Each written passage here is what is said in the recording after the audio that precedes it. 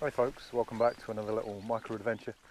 This time around I'm in the Czech Republic for a 3-day hike. So my wife had to go to a place called Kolin, which is on the kind of main road into Prague from our side of the country, so from the east of the Czech Republic. So we came down from Poland over the border and then into the Czech Republic, and as I say, she's carried on to Kolin. She's dropped me off 56 kilometers short of the town where she's going to be. So the plan is that I'm going to spend the next 3 days walking to her while she's working in Kolin. I spent the first hour or so, maybe 2 hours, walking south down from the motorway through agricultural kind of farmland, which was pretty dull, and then came to the forest, which cover this part of the world, and they were just spectacular. There was a constant kind of shower of acorns falling as I was walking through the woods. But this time of year, with the leaves just turning, it just looked spectacular. So I'm out of the woods now. I'm in the village of this, and what I'm going to be doing is today I'll camp down somewhere near the Elbe, and then the next 2 days I'll follow pretty much the path at the side of the river. So yeah, looking forward to it.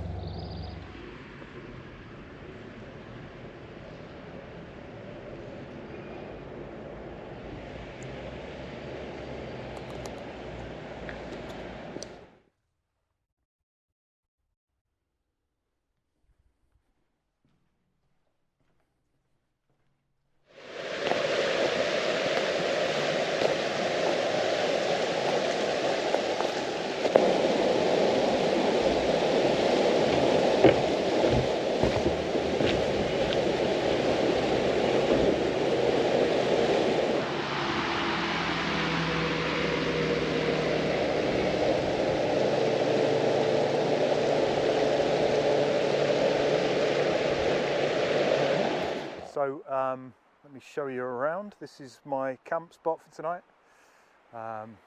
So you can see the town across the river there. There's a railway line not too far the other side of the river. There's a bridge across there, and then this side of the river is a nature reserve behind these trees. So I'm staying on the riverbank side, which hopefully means that if somebody does stumble across me, I'm not breaking too many rules. But yeah, I'll pitch late and I'll leave early, and hopefully nobody will even know that I was here.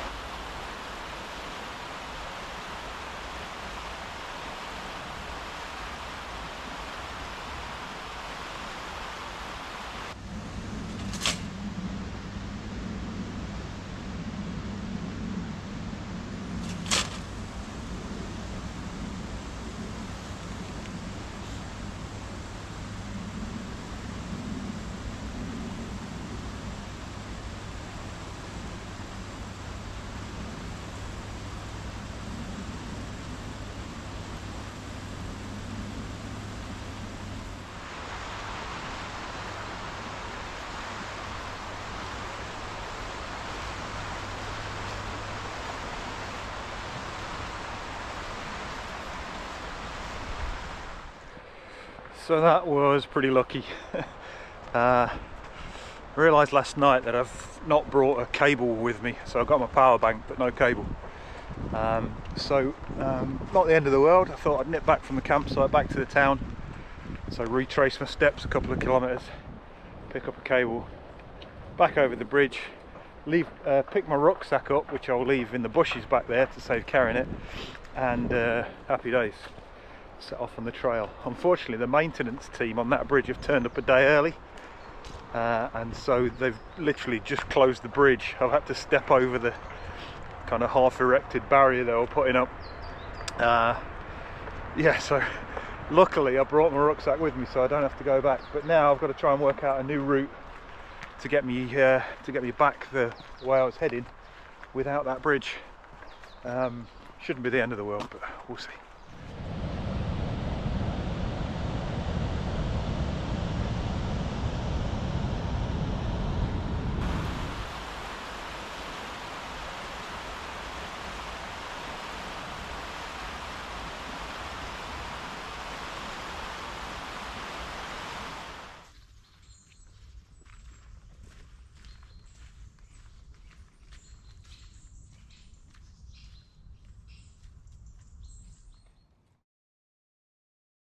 You remember at school when you spent a week learning about oxbow lakes, and you thought, I'm not really interested in oxbow lakes.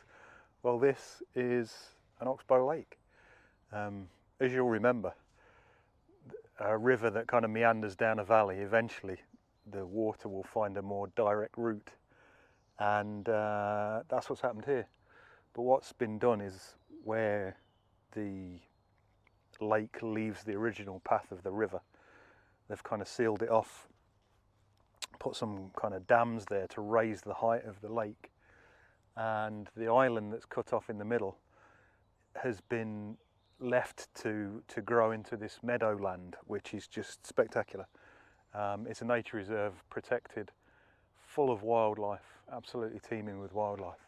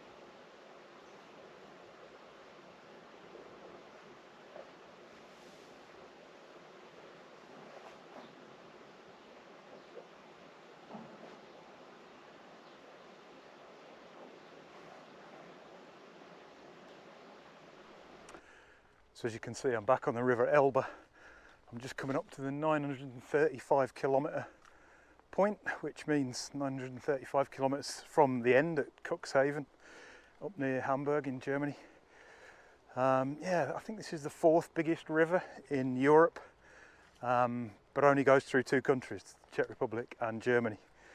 And yeah, I had an adventure once where I rode a bike from the UK to Poland and rode down the River Elbe from the mouth through Hamburg and out the other side and down towards Berlin. And it's a huge river by the time you get up there. I'm not surprised, because just looking at the size of it, with 935 kilometres still to go, it's nuts. So if you've been paying attention, you'll know that I was at 950 kilometres for camp last night. I haven't really seen much of the river today. I went a little bit further north of it through the forests, hoping for more of yesterday, the oak forests that I was in yesterday, but as it turned out, it was more kind of forestry, spruce trees, and not really the best. There were clouds of mosquitoes in there, and to be honest, I got a bit grumpy because of the mosquitoes, which is why I didn't bother filming too much. So I'm just short of the town of this, and this shows a campsite at the marina there, so I'm hoping that it's still open even though it's middle of October, and if so, I shall call in there and get a shower and yeah, hopefully find a supermarket, get some supplies and have a feast. If not, if it's closed, I'll be heading through the town out the other side and looking for a piece of the embankment to camp on, similar to last night. So yeah, let's see what happens.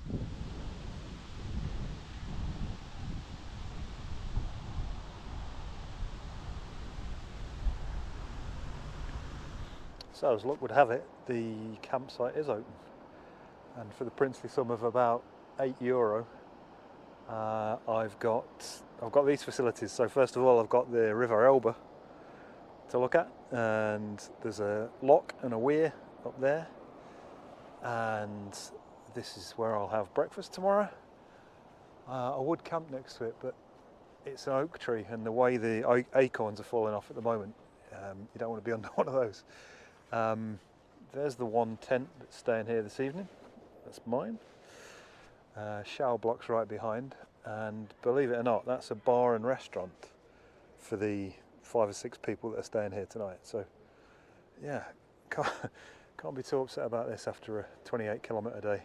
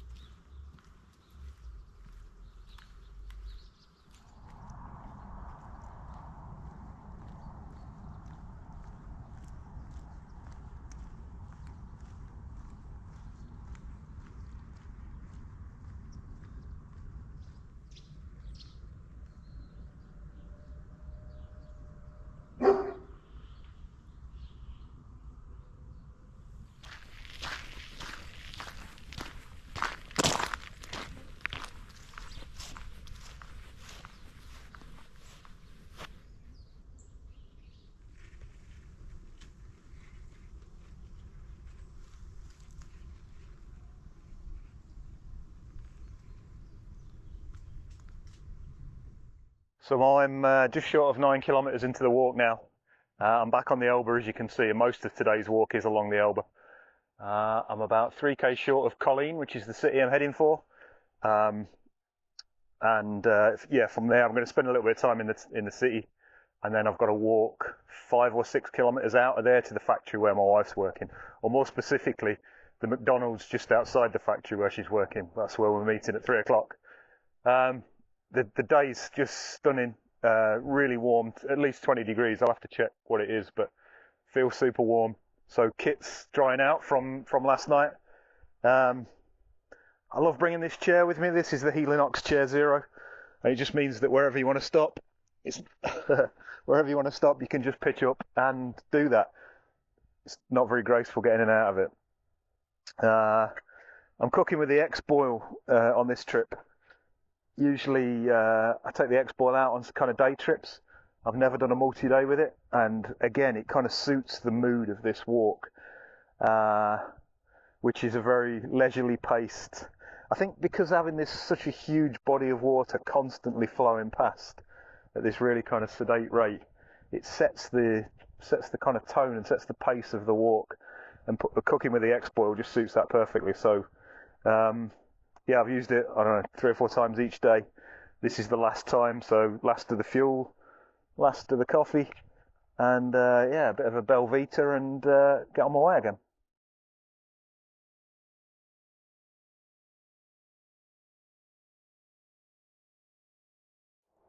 Another thing that's been really striking as I've walked along the top of the riverbank here is the height that the water must have got to 2 or 3 weeks ago during the floods.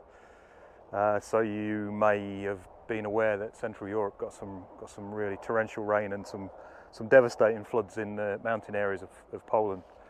And yeah, you can see how high the water got to. So that's kind of waist height for me on top of the bank. So it means that all of those meadows beyond here would have been underwater. And you can see every tree along the bank. You can see things kind of stuck in the branches, and yeah, it's amazing to think that it's only 3 weeks ago at the most that this was all underwater. So a real indication of the height that the water got to. You can see on the wall there, there's a line that's at head height for me, and across the doors there. So presumably that's where we were at, as I say, 2 weeks ago.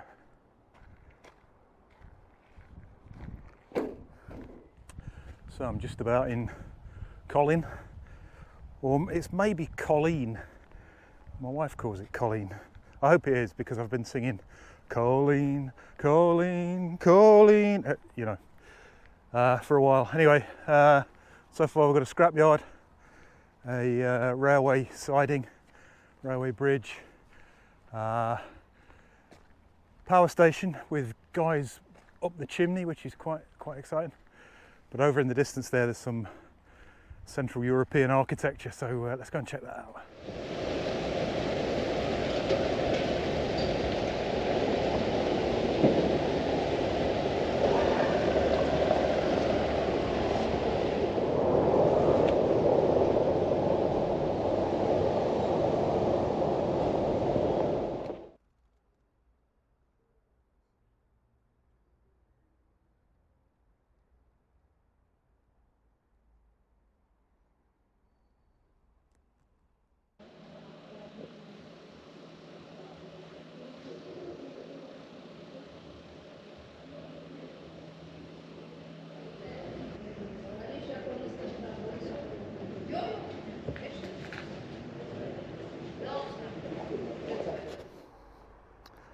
Feels like Colleen, or Colin, is the next fantastic, beautiful European town you've never heard of.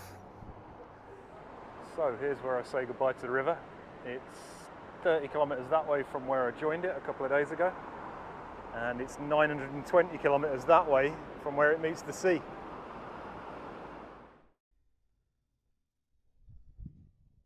So how about this? After 3 days of walking, 60 kilometres, finally got a hill. I can see Colleen over in the distance there, where I've just come from. The river valley running off into the distance, that direction up towards the hills there. And over here, I can see the Toyota plant, and I can't actually see McDonald's, but that's where it is. So that's the way we're heading. I'm gonna crack.